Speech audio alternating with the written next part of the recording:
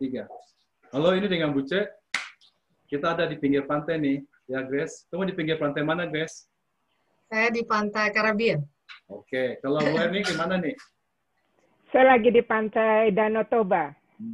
Kalau saya di Bali. Nah, di Oke. tengah-tengah ya. Satu Caribbean, satu Danau Toba ya. Jadi perkenalkan dulu nih. Ayo silakan dulu Grace. Namanya siapa? Apakah pekerjaannya ibu rumah tangga atau apa? Atau usaha? Ya, saya namanya Grace Maraska. Saya udah tinggal di Amerika kira-kira 20 tahun. Punya anak 2, suami 1. Cuma 1? Oh. Iya dong, 1 dong. Okay. Terus tadi apa ya ngomongnya? Ya, anak 2, suami 1. Iya, terus jadi pekerjaan gitu. Ya, ya saya full time ini ya di Usana, saya involve. So ya itu tentang background saya. Nah, kalau Bu Hermin, backgroundnya Bu Hermin apa nih? Oke, terima kasih Buce untuk kesempatan ini. Sini saya yang kedua kali. Semoga orang yang dengar nggak bosan ya. And hello Grace, saya Herning dari Sacramento. Saya sendiri ibu rumah tangga dan saya juga banyak volunteer di sekolah dan saya kerja di sekolah. Akhirnya setelah anak-anak saya dewasa, saya punya 3 anak. Yang paling gede 34, yang kedua 30. Yang paling kecil baru umur 18. So big jump. So begitulah keadaan saya sehari-hari dan pekerjaan saya boleh dikatakan pengacara, pengangguran banyak acara. Oh, gitu ya. Tadi pagi kita rencananya mau Zoom, tapi rupanya Bu Herning harus doa dulu, terus dia bilang mempersiapkan hati untuk perjamuan suci, untuk kebaktian. Ya. Very nice, Bu Herning. Ya, selamat hari Minggu untuk semuanya, Grace and Buce. Ya, selamat hari Minggu. Tadi saya juga lupa langsung ditembak sama Ko Buce ya, langsung mulai. Ya, terima kasih untuk Ko Buce untuk kesempatan udah bisa sharing di sini. You got me there the first one. I'm kind of like you threw me off. Gak apa-apa. Nah, kita kan di Grace nih, kita ini sebenarnya tidak ada agenda tertentu, tidak akan merubah pikiran orang, masing-masing orang sudah memilih ya, dan kita harus menghormati pilihan orang. Dan kemudian saya harus mau tegaskan bahwa segala sesuatu itu adalah seperti koin, ada 2 mata, bisa negatif, bisa positif. Ya, kita Google aja gampang. Misalnya, pakai mask positif apa negatif? Mau di negatif juga bisa. Mau cari berita positif juga bisa. Tinggal Google. Apakah Trump mencintai ilegal imigran? Bisa dibikin positif, bisa bikin negatif. Jadi semua ada 2 sisi. Kita tidak usah terlalu tegang. It's okay. Gitu. Tidak akan mempengaruhi apa-apa. Kita hanya bincang-bincang sambil minum teh di pinggir pantai. Ya. Itu ada telepon masuk, is okay ya, oke. Nah, sekarang pertama saya mau ke Grace nih ya. Jadi kita kan, saya tahu kamu juga ke gereja ya. Gimana gerejanya sekarang udah buka Bu? Jadi masih gereja saya ke English Service ya, so I get to the San Gabriel Community Church. Dia buka, tapi ya ada ini ya distancing ya. Saya tetap pakai mask, tapi kita masih bisa bersyukur bisa pergi ke gereja kebaktian ya. Di dalam apa di luar? Di luar. Di luar ya. Kalau Bu Hermin bagaimana? Tadi kalau kita gimana? Kita masih online. Oke. Yeah. Masih online. Saya Presbyterian Church, tapi saya member daripada rata-rata orang Jepang. Jemaatnya Jepang Amerika. So mereka karena kebetulan gereja saya itu kebanyakan orang tua ya. Mereka adalah orang Jepang yang sudah lama tinggal di sini. So mereka really concern untuk open church too early. So Itulah yang pertimbangan yang diberikan. So kita mendengar keputusan daripada presbiteri di Sacramento untuk dibukanya gereja. So we hope Desember kita bisa merayakan Christmas. We just hope. Ya, gitu ya. Kita juga di BKS, Badan Kerjasama Gereja-Gereja nih, kan ada biasa gabungan gereja nih ya, 108 gereja, biasanya kita akan ada Natal bersama tanggal 5 Desember minggu awal pertama. Nah, kita kan kesulitan, biasanya saya ikut panitia, menggabungkan gereja sama-sama, tapi kali ini kita akan adakan di KJRI dengan limited, mungkin cuma 100, hanya pendeta-pendeta atau berapa gimana. Tapi kita akan adakan di KJRI, LA, itu tentu dengan social distancing ya.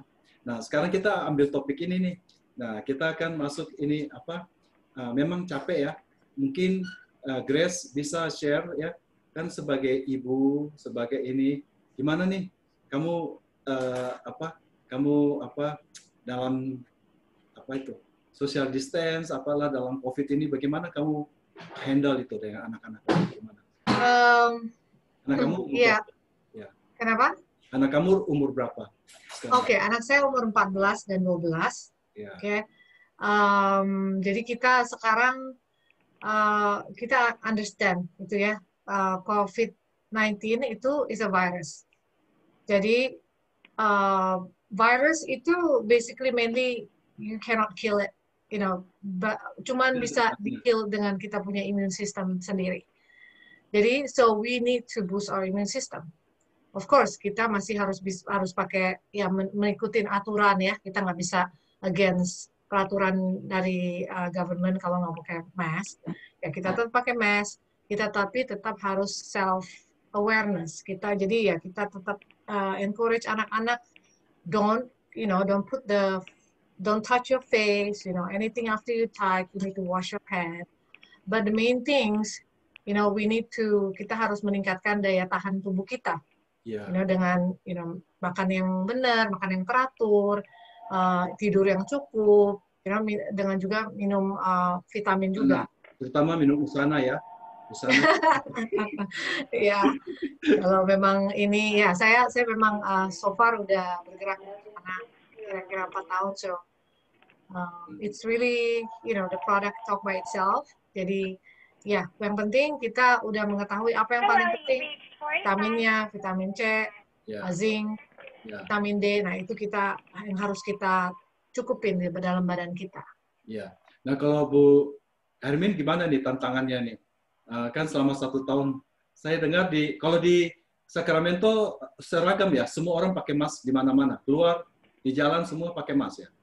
Barangkali karena Sacramento itu adalah ibu kotanya California, sehingga apalagi di daerahnya saya ini ya banyak state legislator tempat tinggalnya seperti Newsom saja nggak begitu jauh ya, kira-kira 3-4 mile dari tempat tinggal saya.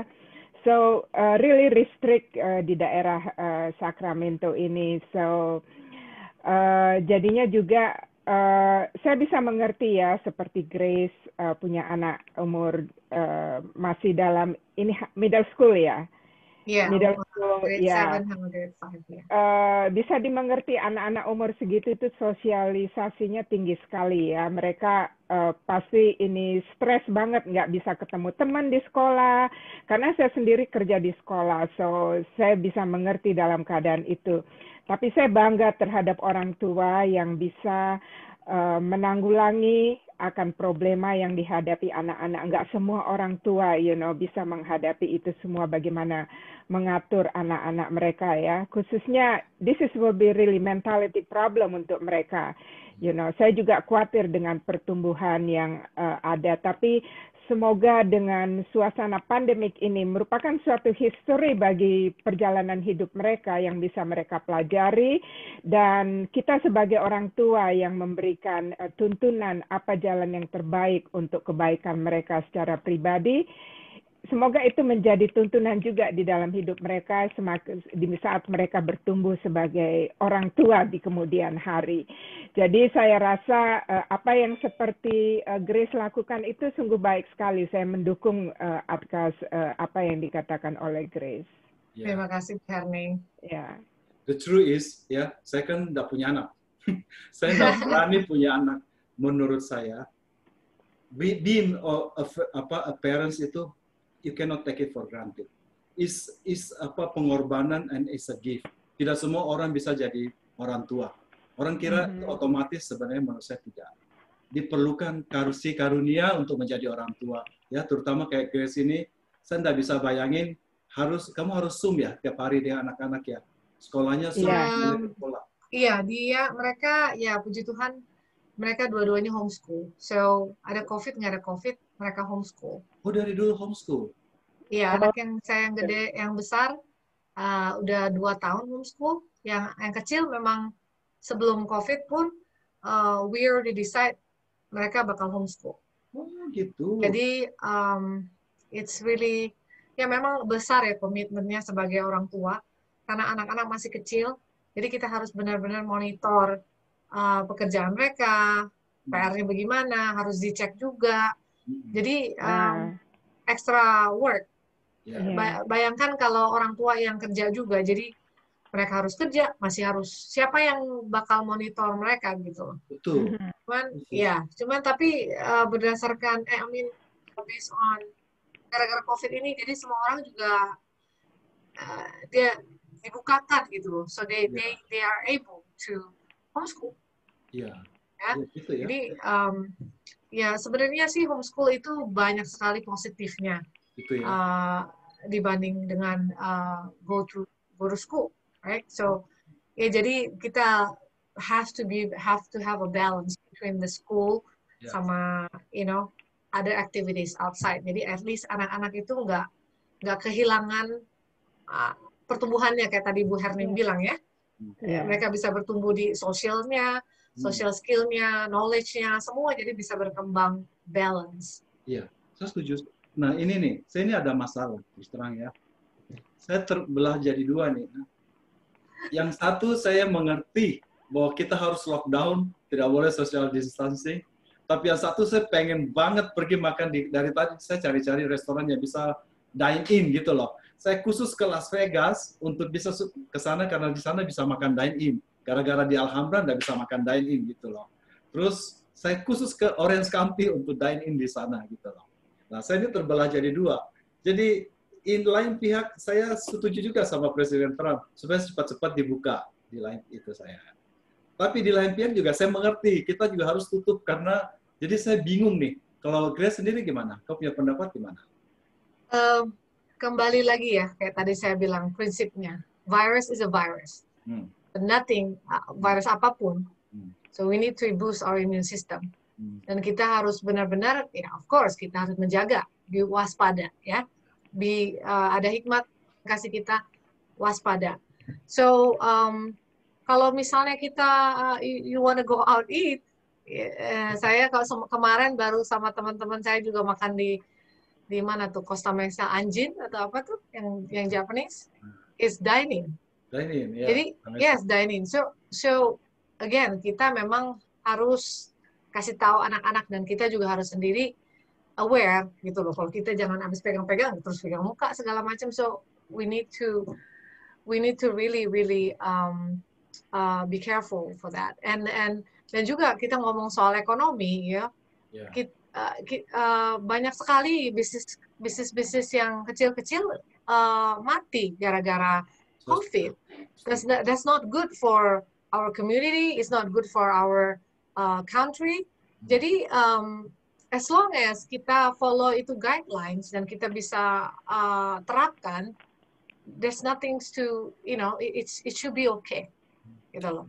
Bagus sekali ya. Kalau menurut Bu Herning bagaimana?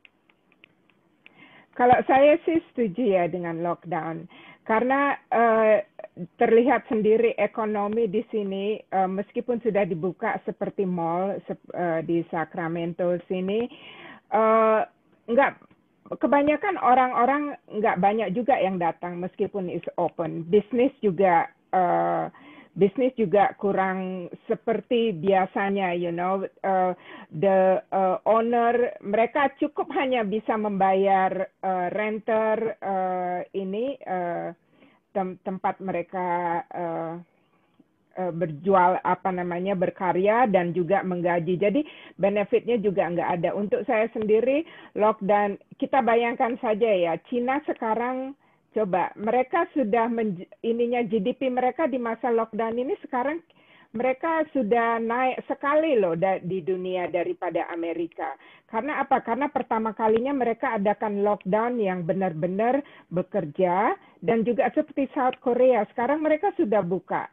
Karena ini di lockdown di dalam beberapa bulan itu. Setelah itu ekonominya bisa berjalan dengan baik.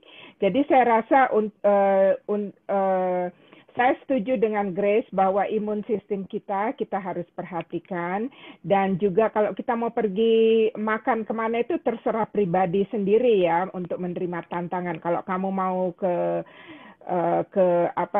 restoran itu terserah kamu sendiri kalau resikonya sendiri kena atau tidak ya.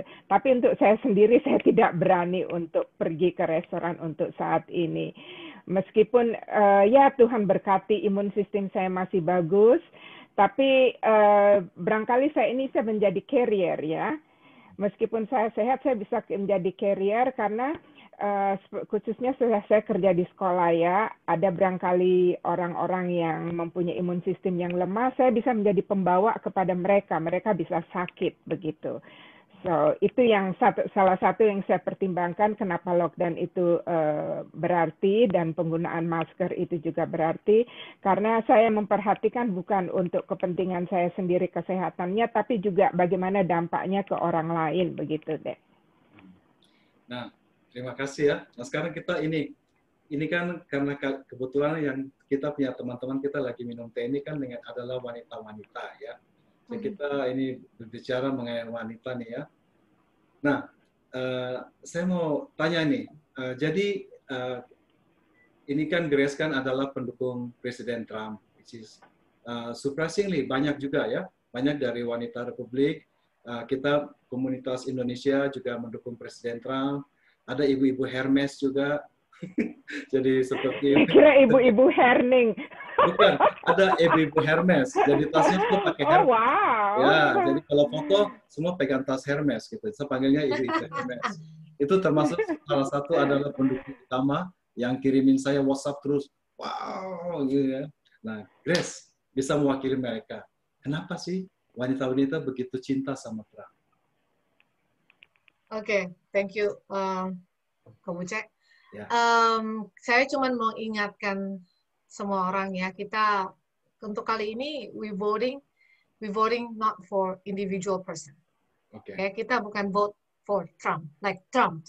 Okay, we vote for Jadi Trump. Like, bukan like individualnya, tapi kita harus look at the bigger picture. Ya, kita harus melihat sisi garis besarnya, apa yang dia udah kerjakan buat negara Amerika. So we have to think something for America. Sure. Yeah, not for me, not for, we have to think for our generation. Ya, apa yang perlu buat mereka. Jadi kenapa saya vote Trump? Dan he accomplished a lot of different things. Dalam 4 tahun ini dia udah banyak sekali yang dia kerjakan. Seperti apa? Satu. Dia kan ya 2018 kita juga tahu ini tentang ekonomi ya. 2018 2016 kan dari 2016. Oke. Dari 2016 deh. 2016 dia mulai ya kan. Ekonomi itu waktu mulai itu kalau nggak salah stock market kira-kira 16.000, 18.000. Oke. It's going up. Until now it's already went up about 50% more for the stocks. Jadi stock market ya, ekonomi yang diukur dengan stock market menurut Grace. Ya, stock market. Oh, itu juga masih ada lagi. Misalnya the GDP juga, itu udah increase 33%. Dari berapa ke berapa? Oh, nah dari berapanya saya kurang jelas. Pokoknya second quarter memang drop gara-gara COVID ya. Tapi setelah itu ini udah 4 tahun loh, bukan quarter lagi. Ya, saya nggak ngomong dari 2016, saya just focus the last quarter. Jadi 2018.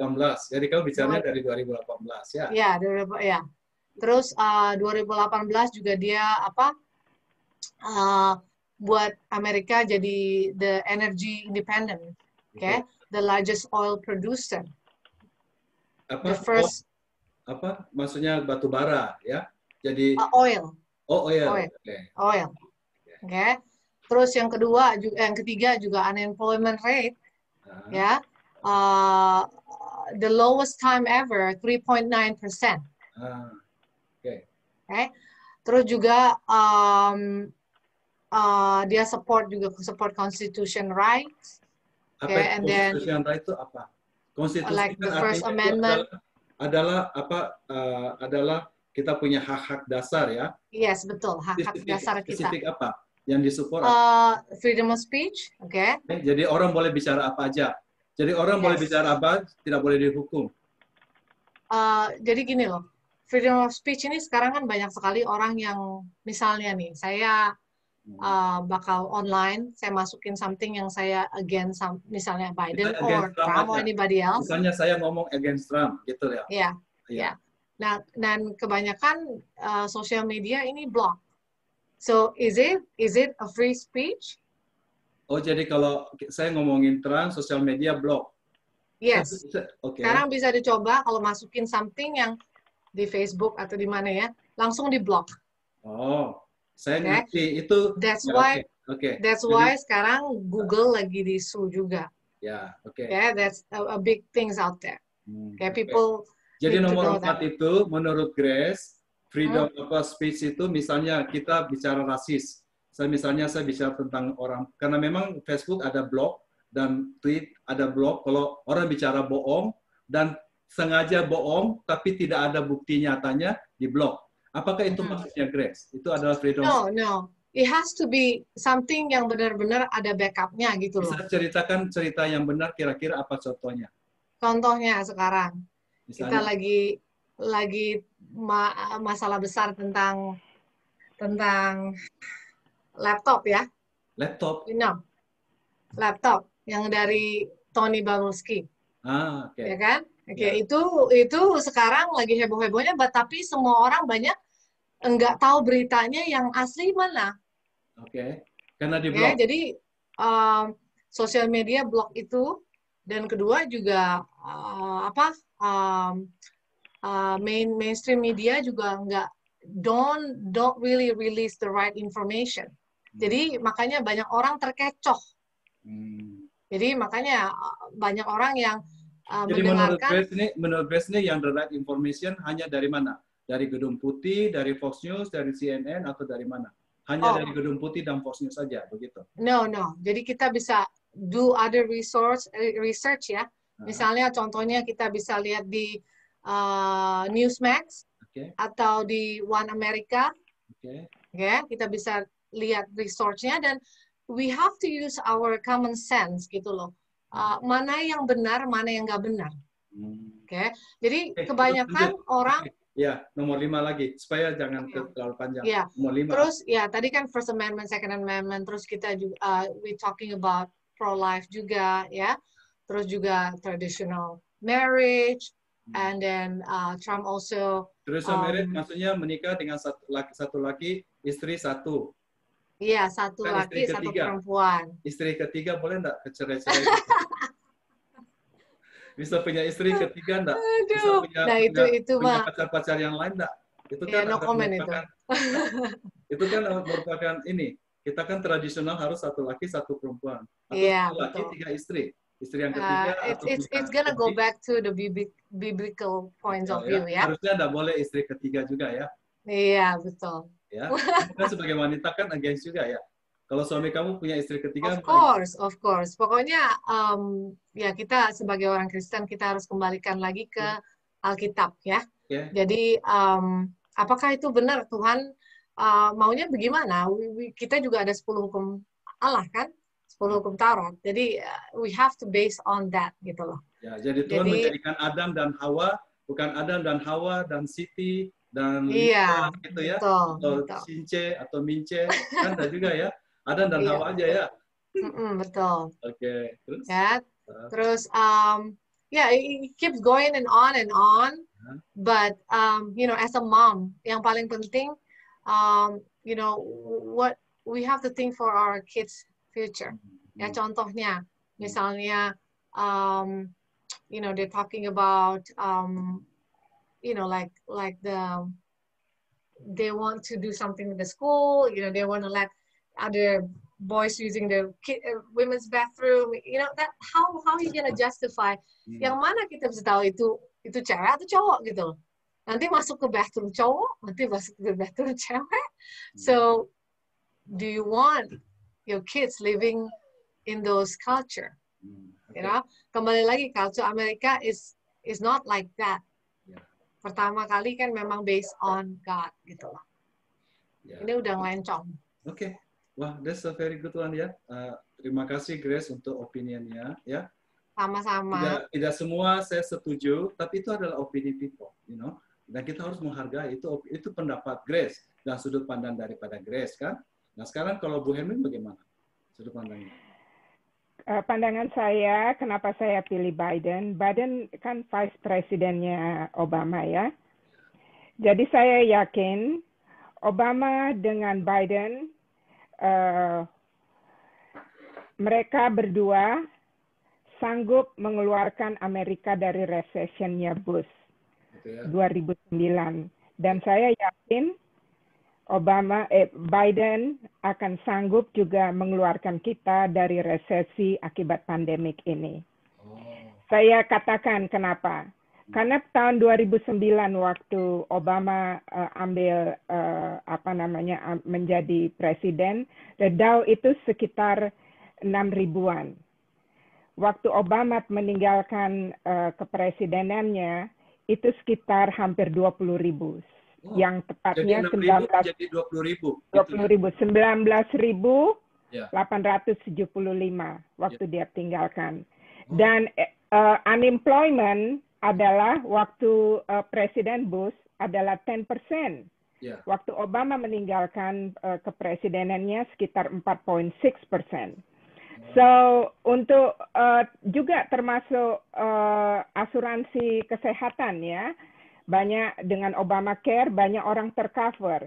Memang untuk beberapa state, itu khususnya yang tinggal di red state ya, mereka itu asuransinya agak tinggi. Kenapa dibanding kita di California untuk membayarnya? Karena mereka menolak Medicaid expansion. Jadi California ini mendapat Medicaid expansion, makanya lebih murah Obamacare dibanding dengan yang di red state. Dan Medicaid expansion itu karena ditolak, yang menanggung untuk pembayaran asuransinya itu siapa? Rakyat yang tinggal di daerah red state itu. So itulah makanya kenapa saya memilih Biden supaya Obamacare tetap dapat dipertahankan. Pertama ya, Obamacare itu mengizinkan pre-existing condition. Dan kedua, saya mengalami mempunyai 2 anak kuliah di Amerika, ya. Mereka itu kalau tidak ada Obamacare, mereka itu free sampai umur 26 tahun untuk healthcare, ditanggung sama kita orang tua. Sebelumnya waktu itu masih dalam 1 tahun pertama ya, saya cecerin anak saya sekolah karena itu harus melalui perusahaan suami saya mereka mendapat healthcare. Nah perusahaan suami saya itu katakan mereka boleh mendapat care, mereka harus mampu untuk mendapat free healthcare dari perusahaan suami saya dengan average minimum. Saya tiap saat ceceran, you have to make it B, kalau enggak mereka harus bayar 800 per 3 bulan. Untuk 2 anak ya 1.600 ya. So, anyway, di samping itu juga defisit daripada negara kita sekarang ini membengkak sekali ya. Waktu Obama kira-kira 60% dia bisa menurunkan defisit. Apa itu defisit? Kenapa itu berfungsi sekali ya? Karena defisit itu merupakan suatu anggaran daripada apa kita harus keluarkan. Ya, waktu Obama bisa menurunkan sekitar 60% daripada defisit dan sekarang kita sudah hampir 6,5 triliun, sudah point something triliun defisit yang diciptakan. Karena apa defisit ini penting? Itu akan mempengaruhi untuk generasi berikutnya. Anak-anak kita yang akan membayar utang itu. Nah, di samping itu juga waktu 2009 consumer confidence itu dengan resesi yang ada itu hanya 37%. Tapi pada saat Obama meninggalkan office, sekitar 98,1%. Saya nggak ngerti apa artinya consumer confidence, maksudnya kita pembeli gitu ada confidence gitu loh untuk untuk ini kan the economy. So di samping itu juga saya mau menyinggung dengan masalah media ya untuk Facebook. Sebenarnya Facebook itu private company. So mereka mempunyai ketentuan mereka sendiri untuk policy. Jadi kalau mereka mau blok, itu hak mereka karena mereka private company. Kecuali kalau mereka public, yes, that's okay. Dan di samping itu juga dalam masalah sosial ya, untuk ini yang membedakan saya juga dengan antara pendukung Trump dengan sebagai pendukung Biden. Saya sih, maaf ya Grace, saya tidak mencoba untuk men-sway ini dalam election ini, tapi ini suatu informasi yang saya yakini ya. Karena saya yakin negara ini adalah bukan negara beragama. Karena di dalam negara ini ada yang Islam, Kristen, Buddha, Katolik. So, salah satu yang saya selalu lihat di ini di antara teman-teman ya, mereka katakan bahwa Obama, dia Muslim, dia memblok Merry Christmas, nggak boleh ngucapin Christmas, nggak boleh ini school nggak boleh berdoa. The school prayer itu sudah dari tahun 65 ditiadakan. Karena apa? Karena pertentangan antara Katolik dengan Protestan. Oh, saya nggak tahu. Jadi itu dari tahun school prayer di ban tahun 60-an. Karena apa? Karena yang Protestan, yang di sini kan besarnya kan Baptis ya, mereka mau berpendirian kepada King James Bible. Oke. Nah, sekolah Katolik, no, we don't like it, King James Bible. Dari sejak itu Supreme Court memutuskan tidak ada prayer in school. Jadi bukan Obama yang tidak mengadakan Bible itu. Sebentar. Makasih. Sebentar dulu. Ini karena saya waktunya tinggal 4 menit. Ini akan putus. Cepat akan putus. Jadi saya maaf Bu Herning ya. Saya potong dulu semua. That's okay. Jadi saya bisa ambil ini. Cepat aja Grace. 1 menit ditanggapin dari punyanya Bu Herning. Saya mau menanggapkan tentang 1 menit aja ya. Ya tentang ekonomi ya. Ya. Kembali lagi saya tekankan with the Trump administration, the ekonomi benar-benar maju. Kalau bilang tadi Ibu Henning bilang dari 6.000, ya we don't start from udah 6.000, tapi sebelumnya kan bukan 6.000. Gara-gara Obama terus resesi turun, right? We have to, no matter what, we have to bring it back. It's going up. And then dengan Trump kita lihat sudah semua ekonomi juga dia he will make America great again. Dengan kita bakal export. Okay, we not only import, getting other product from outside, but we be able to export out. So it means that kita bakal create more jobs, create more employment. It's gonna help a lot of people, middle class people to gain more money. Terima kasih, Grace. Kalau Bu Henning bagaimana? 1 menit aja, Bu. Kalau sendiri sebenarnya ekonominya Trump itu salah. Karena apa? Kita ekspor keluar, sebenarnya kita yang taxpayer yang membayar. Umpamanya Cina akan trade war yang kita adakan dengan Cina, barang dari Cina masuk ke Amerika, kita yang bayar pajaknya. Makanya sekarang barang dari Cina itu lebih mahal, dan kita ekspor barang kita ke Cina seperti farm product, tahu, pork atau apa, Cina hantam 77% pajak. untuk kita. So itulah yang dikatakan trade war with China. So dan satu lagi, yang saya sesalkan dengan Trump, dia membatalkan TPP. TPP itu Trans-Pacific Partner yang beruntung sekali untuk Indonesia. Jokowi 2015 mengenangani itu bersama-sama dengan Presiden. Actually TPP itu bermaksud adalah untuk menghantam supaya Cina tidak menguasai di sekitar Asia ekonominya. Dan mereka menyatakan itu bahwa Amerika membantu perekonomian di Asia.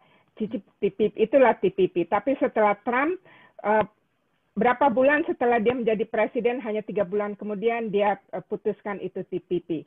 Dan itulah saya rasa salah satu excuse barangkali ya, dia memajukan China. Terima kasih. Ya, terima kasih Bu Hermin. Maaf, ini sudah 30 second lagi, jadi saya harus tutup sekarang. Terima kasih Grace. Terima kasih. Terima kasih Grace.